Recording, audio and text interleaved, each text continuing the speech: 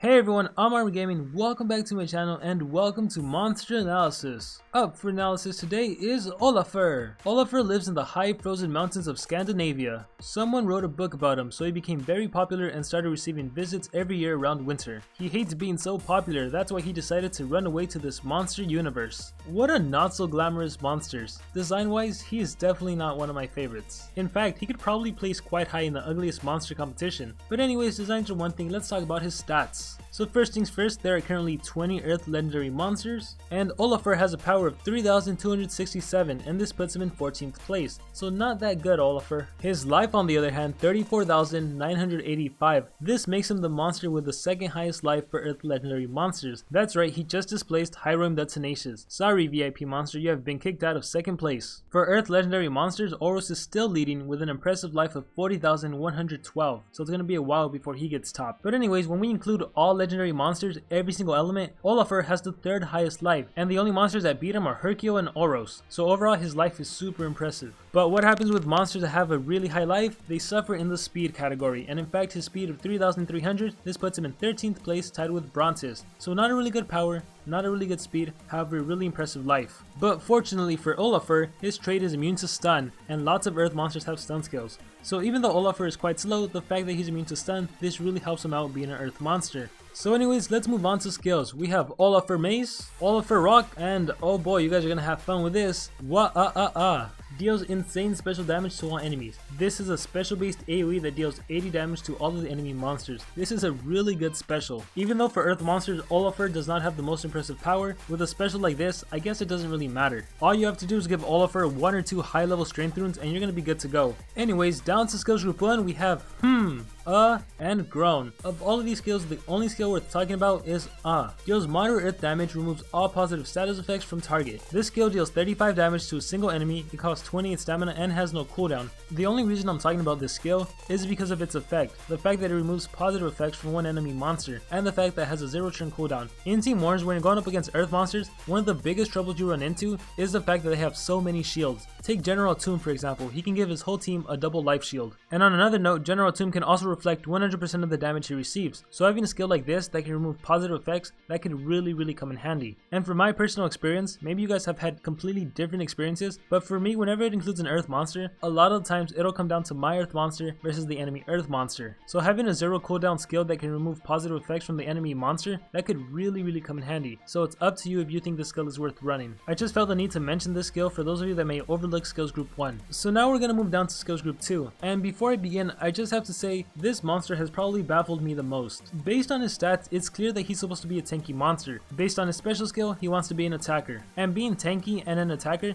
that can go hand in hand. But what you're gonna see from this monster's skills, they kind of sometimes work against him and they don't really help him out too much. So anyways, let's just get into it. We start things off with Gur. Deals heavy special damage, gains a 50% shield, requires cooldown. This skill deals 50 damage to a single enemy, it costs 27 stamina, it has a 2 turn cooldown, and you get a big shield. Assuming you don't use any life runes on this monster, that's a 17,000 shield. That is really good. And on a plus side, the 2 turn cooldown isn't too bad, the stamina cost is nice, and 50 damage, 50 special base damage, that is perfect for going up against earth monsters. And if Olafur is even running just one high level life rune, it's gonna be really hard to kill him. So Gur is a skill you might want to equip. And next we have Grunt. Deals low earth damage to all enemies, removes all positive status effects from all targets, requires cooldown. This is an AoE skill that deals 30 damage to all enemy monsters, it costs 35 stamina and it has a 3 turn cooldown. And I guess you can say this is an upgraded version of the skill from skills group 1 because it removes all positive effects from all of the enemy monsters. Now this is a good skill, the one thing I don't like is the cooldown. 3 turns seems like a lot to me. Now of course against earth monsters that can give themselves full life shields, 50% life shields, 30% shields, and of course there's monsters like a Tomb and Oros that can reflect 100% of the damage they receive, or Oros specifically that can give himself life regeneration or direct all the single attacks to him. Having a skill like this can really come in handy. But once again, the main problem is the cooldown. 3 turns to me, that is really high. And especially if it was to come down to one earth monster versus one earth monster, having this AoE skill, that wouldn't benefit you too much. In that case, I think the skill from skills group 1 would probably benefit you more. But to be fair, that's only true when it's one earth monster versus one earth monster. monster. In Team Wars, if you're facing off against a General Tomb and he was to do his full life shield to all of his allies, you could use Grunt and get rid of that full life shield to everyone, then that would benefit you more. So it's kind of hard to say which skill is better to run, and that's ultimately a decision you have to decide for yourself. Next we have Harumph. Deals heavy earth damage, gives immunity against daze, freeze, and possession to itself, requires cooldown. This skill targets a single enemy, dealing 50 damage, costing 34 stamina, has a 3-turn cooldown, so you get daze immunity, immunity to possession, immunity to freeze. On the surface, this seems like a really good skill, and in fact when I first saw it I thought wow, but then as I thought about the skill more and more, I can't really say how good it is. So first things first, the good thing about this skill is that after you use this skill, you're basically going to be immune to the common deny skills, and you're also going to be immune to daze. The only thing you won't be immune to that might be hazardous is blind, but still your trait is immune to stun, you'll be immune to freeze, you'll be immune to possession, you'll be immune to daze. You're pretty much well off. Now of course when we're talking about earth monsters, there are monsters that have mega stun, so then you can argue that it doesn't even matter that he has this immune to freeze, immune to possession, because that isn't really the threat when you're facing off against earth monsters, and that's a totally valid argument. Anyways, the more and more I thought about the skill, I really didn't see it as coming that much in handy. One thing for sure is that you're never going to run 3 speedruns on this monster. You really wouldn't benefit from it. Now if you're thinking you can just use Olafur in a Team Wars involving magic or water monsters, since magic tends to have possession skills and water monsters tend to have free skills, think back to what I said about this monster never going to be running 3 speedruns. On the other hand, the enemy deny monster is going to be running 3 speedruns, so chances are if you can immobilize that enemy monster, the enemy water monster is going to freeze you before you can use Harumph. The enemy magic monster is going to possess you before you can use Harumph, so then it doesn't really matter, you're still going to be immobilized, and that's pretty much why I decided it wouldn't be that great. Now of course if your main deny monster is faster than the enemy's main deny monster and you can deny them, if you can immobilize them before they can immobilize your Olafur, then of course having this skill would really come in handy, because then you'd be safe for the duration of the match. So from skills group 2, really any of the skills may or may not be for you.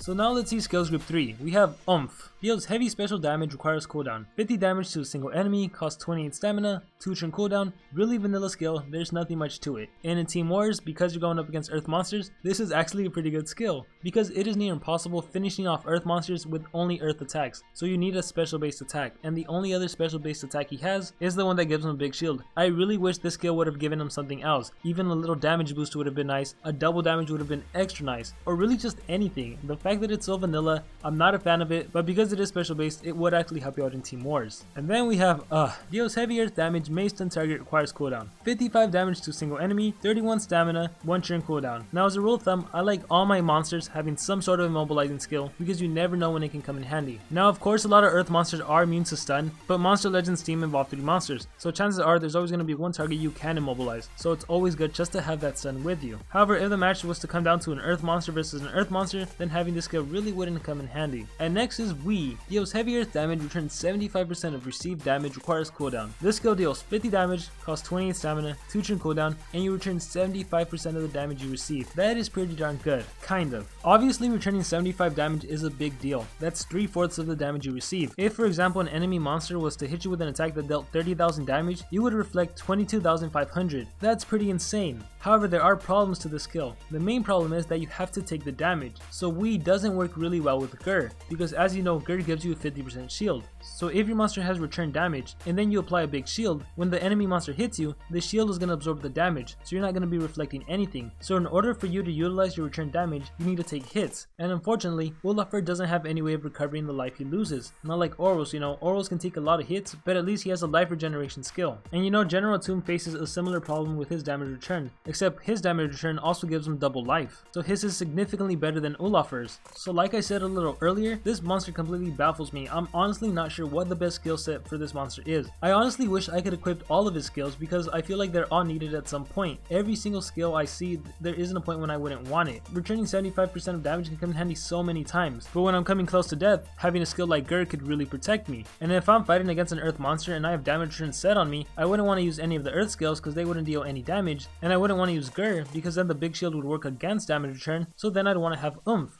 which just deals 50 damage. But at the same time, do I really want such a vanilla skill when I can have an immobilizing skill that stuns, or when I can have a skill like Harumph that gives me immune to daze, immune to possession, immune to freeze? Or do I want a skill like Grunt that can remove all positive effects from all of the enemy monsters? Or do I maybe want the skills from skills group 1 that is a spammable skill that removes positive good effects from one enemy monster? It's honestly hard to choose. So before attempting to give you guys what I think is an okay skill set, I'm gonna start off with runes. And there's a few different rune combinations you can utilize on this monster. The first is to give him 1 life, 1 strength, and 1 speed rune, and that will just help all of his stats. The second thing you can do is just to make him like your average attacker, 2 strength runes and a speed rune. Or you can disregard the speed rune and just give him 2 strength runes and a life rune. Or another thing you can do is just to give him 2 life runes and 1 strength rune. Or quite possibly the last option you can do is just to give him 3 life runes and just rely on using we. Just rely on the enemy attacking you and you reflecting that 75% of damage. I'm not sure how successful that'll be, but I guess you can try it out. For myself personally, I think I'm leaning towards the 1 speed, 1 life, and 1 strength rune, or to the 2 strength runes and 1 life rune. And as for what skill set to choose on this monster, once again there is no clear choice. You honestly just have to pick what you think would work best for you. Part of me honestly just wants to run